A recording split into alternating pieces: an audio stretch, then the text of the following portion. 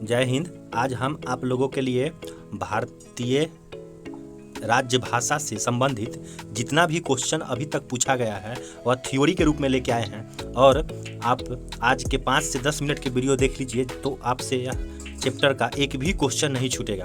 तो चलिए वीडियो को शुरू करते हैं। उससे पहले 2-4 लाइन जो मेरे द्वारा लिखा गया है देख लीजिएगा। रास्ते कठिन है डगर है सकरा, रास्ते कठिन है डगर है सकरा, मौसम काली है आंधी आने वाली है, मौसम काली है आंधी आने वाली है, दिल में भय बैठा है तू रुक मत, दिल में भय बैठा है तू रुक मत, आगे बढ़ आगे बढ़ आगे बढ़ आगे बढ़। लक्ष्य तेरा है सामने, लक्ष्य तेरा है सामने, जाना अभी है दूर कहीं, जाना अभी है दूर कहीं, तू थक कर बैठ मत, तू थक कर बैठ मत, आगे बढ़ आगे बढ़। जब आएगी हजार मुश्किलें, जब आएगी हजार मुश्किलें, मन कहेगा छोड़ दे अब, मन कहेगा छोड़ दे अब, तू आंखें बंद करके दिल की सुनना, तू आंखें बंद करके दिल की सुनना, आगे बढ़ आगे बढ़। अगर आज है अंधेरा रात तो क्या हुआ, अगर आज है अंधेरी रात तो क्या हुआ, कल होगा एक नई सुबह, कल होगा एक नई सुबह, तुम मायूस न होना बस आगे बढ़ आगे बढ़। तो बताइएगा कि जो कोट्स है मेरे द्वारा लिखा गया है वह आप लोगों को कैसा लगा। चलिए वीडियो को शुरू करते हैं। राजभाषा ऑफिशियल लैंग्वेज। संविधान के अनुच्छेद 344 के अंतर्गत राजभाषा आयोग का गठन किया गया है। पूछा जाएगा कि भारतीय संविधान के किस अनुच्छेद के अंतर्गत राजभाषा आयोग का गठन किया गया है, तो 344। वर्ष 1955 में बीजी खेरे की अध्यक्षता में आयोग का गठन कब हुआ, तो 1955 में बीजी खेरे की अध्यक्षता में। चलिए 8वीं अनुसूची 2003 में 4 भाषाएं किस संविधान संशोधन के द्वारा जोड़ी गई जिससे उसकी संख्या बढ़कर 22 हो गई। मतलब क्वेश्चन कहना चाहता है कि जो 4 गो जो भाषा लास्ट में जो जोड़ा गया है 8वीं अनुसूची में वो किस संविधान संशोधन द्वारा जोड़ा गया, जो बोडो डोगरी मैथिली संथाली था, तो वही है 92वां संविधान संशोधन द्वारा, 92वां संविधान संशोधन द्वारा 2003 में।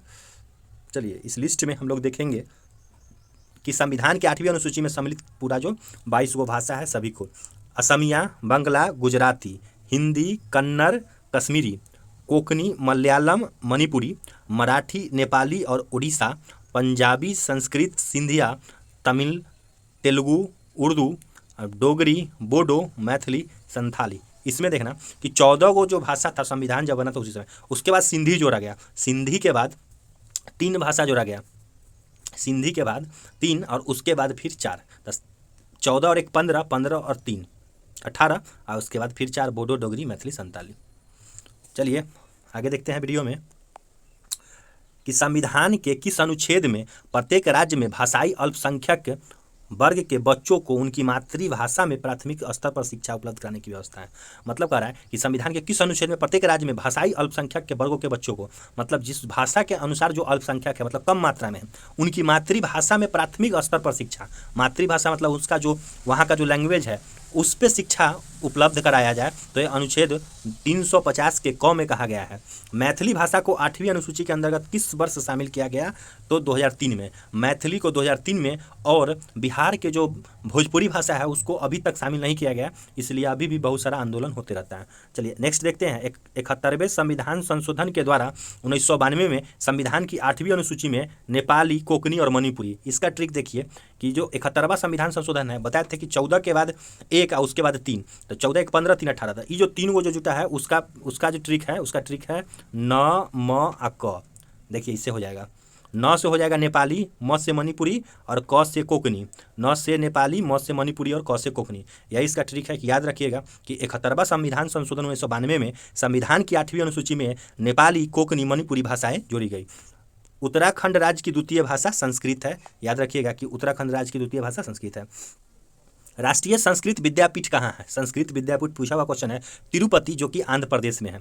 अब तक 6 भाषाओं को शास्त्रीय भाषा का दर्जा प्राप्त है। बहुत ही इंपॉर्टेंट क्वेश्चन है कि पूछा जाता है कि अभी तक कितने भाषा है जिसको शास्त्रीय भाषा की दर्जा प्राप्त है। देखिए सबसे पहले तो 2004 में तमिल को मिला। किसको मिला? तो तमिल को 2004 में शास्त्रीय भाषा का दर्जा मिला। उसके बाद तेलुगु को मिला, संस्कृत को मिला 2005 में। उसके बाद तेलुगु को मिला 2008 में। उसके बाद कन्नड़ को भी 2008 में, मलयालम को 2013 में और उड़िया को 2014 में। पूछेगा कि नवीनतम वह कौन सी भाषा है जिसको भारतीय शास्त्रीय भाषा का दर्जा प्राप्त है? तो 6 नंबर में उड़िया को मिला 2014 में, तो बोलना है उड़िया 2014। नेक्स्ट क्वेश्चन देखते हैं, देख लीजिए कि बोडो, डोगरी, मैथिली, संताली 4 भाषाओं को 92वां संविधान संशोधन 2003 द्वारा जोड़ा गया है। चलिए आगे देखते हैं, राजभाषा संबंधित अनुच्छेद 343 में पूछेगा कि संघ की राजभाषा किसमें? तो 343 में।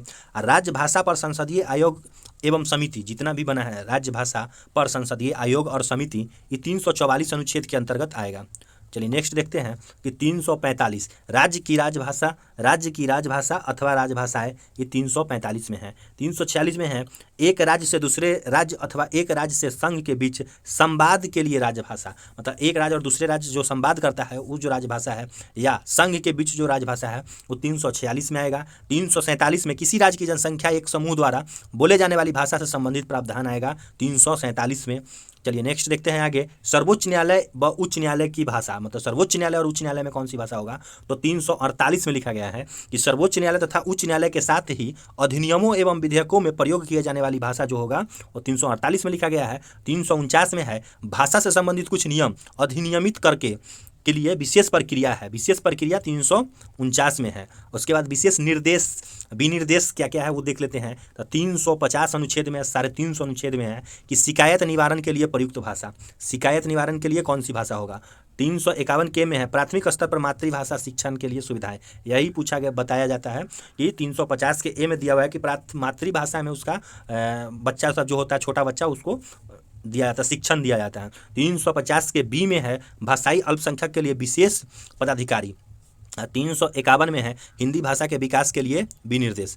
चलिए आगे देखते हैं कि वर्ष 1957 में प्रथम राजभाषा संयुक्त समिति जिसकी अध्यक्षता में गठित की गई, तब किसकी अध्यक्षता में गठित हुआ था? 1957 में प्रथम राजभाषा संयुक्त समिति पंडित गोविंद बल्लभ पंत। पूछा हुआ क्वेश्चन है कि प्रथम राजभाषा संयुक्त समिति की अध्यक्ष कौन थे? मतलब तो पंडित गोविंद बल्लभ पंत।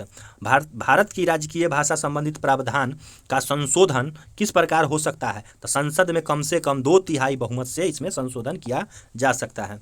नेक्स्ट देखते हैं कि सिंधी भाषा को 8वीं अनुसूची में किस संविधान संशोधन द्वारा जोड़ा गया? बहुत बार पूछा हुआ क्वेश्चन है। 21वां संविधान संशोधन 1967 में। देखिए 14 के बाद सिंधी को जोड़ा गया था 1967 में। उसके बाद 3 और जोड़ा नमक, उसके बाद जुड़ा बोडो, डोगरी, मैथिली, संताली। नमक न से न म क ऊपर बताए हुए हैं, जाके देख लीजिएगा।